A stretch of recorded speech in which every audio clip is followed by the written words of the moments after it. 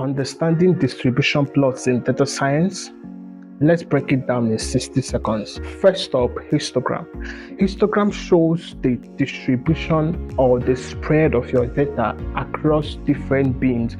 It is often and normally used to determine frequency distributions. Now, histogram tells you how your data is distributed. So it is from histogram that we can know if your data is normally distributed, that's Gaussian distribution, skew to the left, skew to the right, bimodal or unimodal distribution.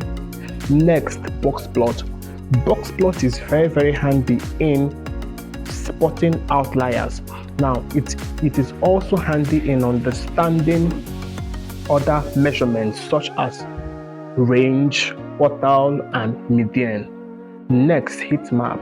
Heat map uses color to represent the intensity of two data points that are correlated. So heat map is often used to display pictorially the correlation of data points or your sets in the data distribution.